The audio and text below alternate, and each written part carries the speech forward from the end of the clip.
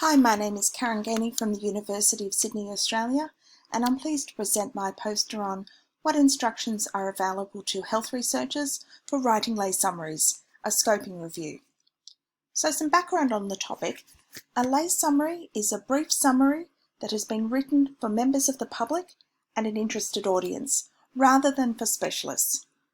And to guide authors, some journals and organisations publish instructions for writing lay summaries. However, the requirements differ and there are no universal sets of instructions. Of great benefit, however, most lay summaries are written by the researcher themselves and are therefore a direct reflection of their work, and this makes lay summaries a trustworthy source of health information and a potentially important means to communicate health research to the public. And given the public are the primary audience for most lay summaries, it's important that lay summaries are written with the public in mind. Unfortunately, some studies suggest that this isn't the case, with many lay summaries written with jargon and at a higher reading level than would be suitable for the general public. This, however, provides an opportunity to improve lay summaries and make them more suitable for their intended audience. So a great way to examine lay summaries is to look at the instructions behind them.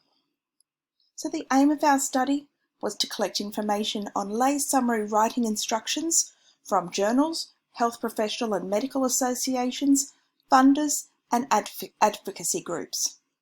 So we searched the website of each of our identified information sources to determine if they required, suggested or referred to lay summaries, and if they did, extracted the instructions for writing those lay summaries. And what we found was very interesting. So looking at some of our key results, overall we searched 526 websites and found that 108 provided sets of writing instructions. Perhaps unsurprisingly, most lay summaries were found in journals. They were written by the author of the published paper and they were considered non-mandatory by the journal. In other words, they were an optional inclusion. And from the instructions, we can see the most common elements for the lay summaries refer to the structure, the content, and the word count or length of the lay summary. And the least common were readability and the use of jargon, acronyms, and abbreviations.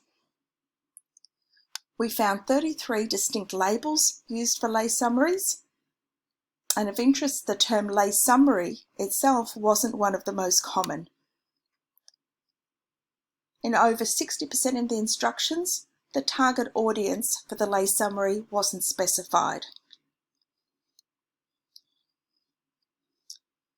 So to break down in our table,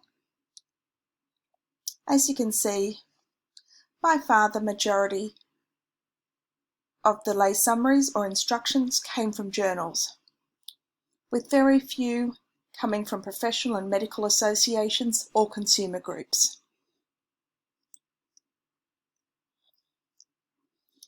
So to conclude, lay summaries may not be reaching their primary audience, which are consumers or the general public, and there may be a number of reasons for this.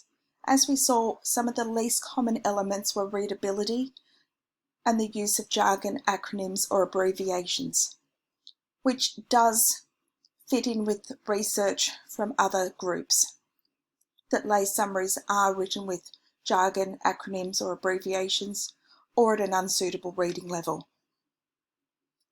So consumer input into the development of lay summaries could be beneficial to get a better understanding from the target audience's point of view of how lay summaries could be improved and made more suitable for that audience in particular.